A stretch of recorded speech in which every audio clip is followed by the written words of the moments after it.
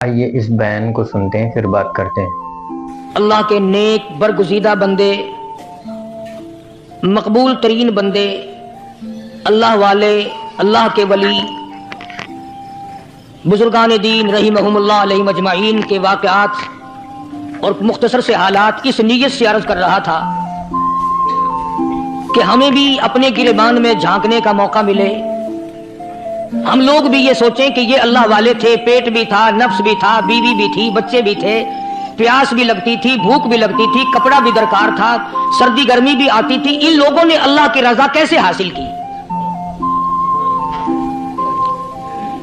नीयत मेरी किसी की तरदीद मकसूद नहीं, समझाने के लिए कहता हूं। जैसे सड़क पे पैदल आदमी चल रहा हो और पास से कार गुजरती है तो दिल में ख्याल आता है कि मेरे पास भी कार होती। इन अल्लाह के नेक बंदों को देखकर मैं और आप क्यों नहीं सोचते कि मैं भी अल्लाह का नेक बंदा बन जाता? कोठी बंगला देखकर, लंबा चौड़ा कारोबार कारखाना देखकर आदमी के दिल में आता है, यारो ये कारखानेदार है, मैं इसका मजदूर हूं। तेरे दिल में ये बात क्यों नहीं आती कि मैं नमाज भी नहीं पढ़ता और फलाना सारी रात सोया ही नहीं? हम लोग अपने मामलात में, अपने किरदार के बारे में आखिर कब सोचेंगे? वो कौन सी नई जिंदगी मिलेगी?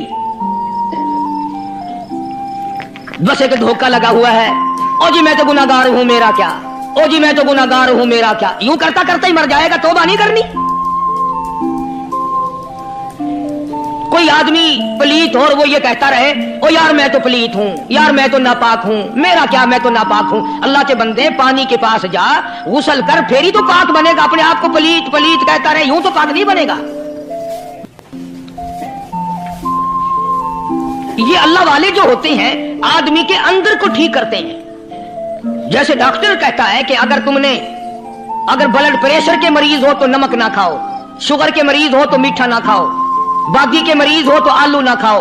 अल्लाह वाला कहता है अगर तुम्हारे अंदर शिर्क की बीमारी है तो खुदा के दरवाजे के सिवा कहीं ना जाओ। अल्लाह वाले अंदर का इलाज करते हैं, रूहानी इलाज करते हैं, उस बीमारी का इलाज करते हैं जो कब्र में काम आएगी। जब अल्लाह वालों की मजलिस में बैठोगे तो वो तुम्हें ये बताएंगे कि नबी की सुन्नतों के फूल छोड़कर बिदअत के कांटों की तरफ ना जाओ। और हिदायत है मोहम्मद करीम सल्लल्लाहु अलैहि वसल्लम की। सुभान अल्लाह। वो जवान कितना खुश नसीब होगा जो हुजूर के साथ सवारी पे सवार है। अस्सलाम वालेकुम वरहमतुल्लाहि वबरकातुहू। उम्मीद है दोस्तों आप तमाम खैरियत से होंगे। तो मैं आप लोगों के सामने कारिया की मुतालिया रहमतुल्लाहि का बयान लेकर हाजिर हूं, जिसे सुनकर आपको बहुत फायदा होने वाला है। तो ऐसे बयान सुनने के लिए हमारे चैनल को लाइक, शेयर और सब्सक्राइब करना ना भूलें। तो चलें चलते हैं और बयान को सुनते हैं। अल्लाहु अकबर। सैयदना मुआज़ इब्न जबल रज़ियल्लाहु ताला अन्हु की ज़ात अक़दस है, जिस सवारी पे मोहम्मद अरबी सल्लल्लाहु ताला अलैहि वसल्लम सवार है, उसी सवारी पे सहाबी भी सवार है, आपके पीछे सवार है। आपने 3 मरतबा इरशाद फरमाया, या मुआज़। वो कितना मुकद्दरों वाला जवान होगा जिसका नाम आका के प्यारे प्यारे मुंह से निकला। फरमाया, या मुआज़, ओ मुआज़। अर्ज किया, लब्बैक व सादैक। मेरे आका मैं हाजिर हूं, मैं गुलामी में हाजिर हूं। कुछ नहीं फरमाया। फिर दूसरी मर्तबा इरशाद हुआ, या मुआज़।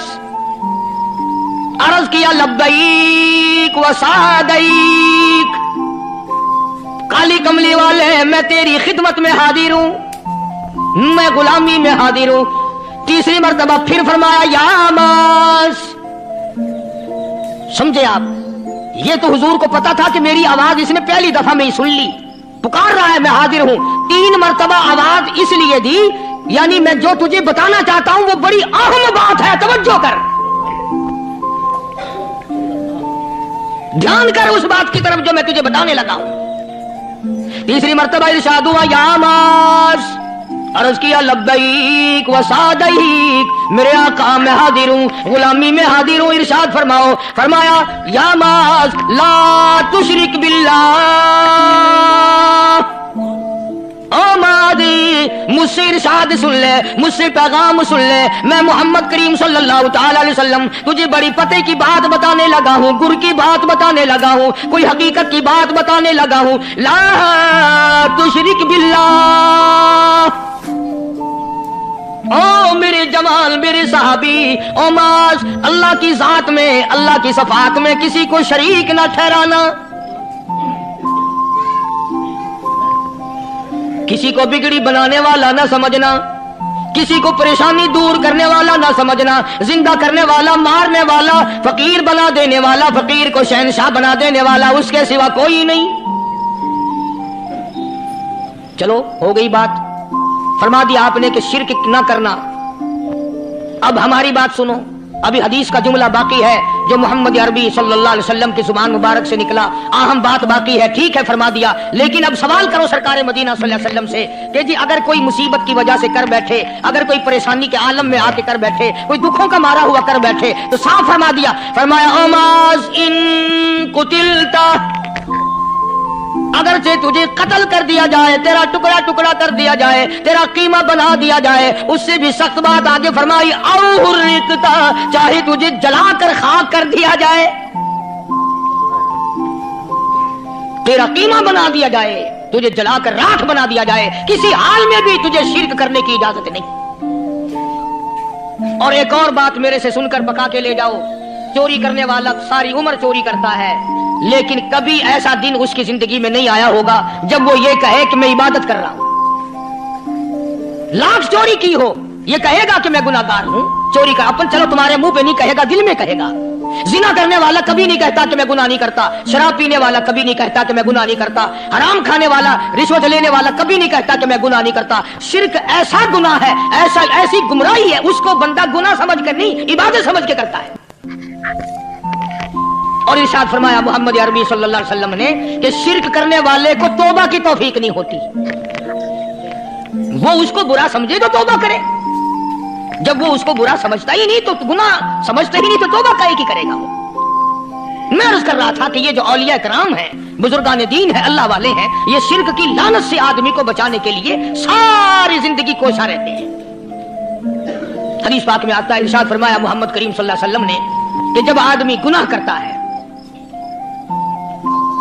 فرمایا ان فی الجسد لمضغۃ اذا صلحت صلح الجسد كله واذا فسدت فسد الجسد كله الا وهي القلب، او كما قال النبي صلی اللہ علیہ وسلم۔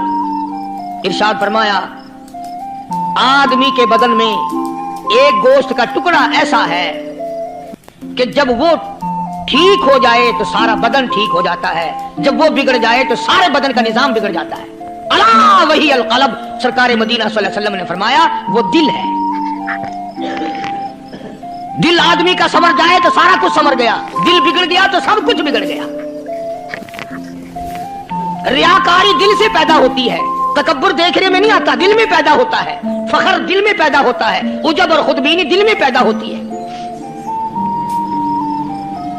تو آقا مدنی صلی اللہ علیہ وسلم نے فرمایا کہ آدمی کا دل جو ہے وہ سفید ہوتا ہے، بالکل سفید ہوتا ہے۔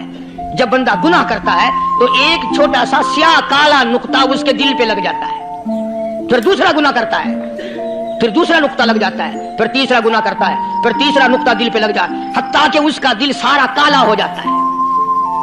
اور جب سارا دل کالا ہو جاتا ہے تو اس کے دل کے اندر پھر حق سمجھنے کی گنجائش نہیں رہتی، پھر وہ اتنا بگڑتا ہے کہ خلاف شرع۔ اس بیان کو سن کر آپ کا کیا خیال ہے کمنٹ باکس میں مجھے ضرور بتائیں۔ جزاک اللہ۔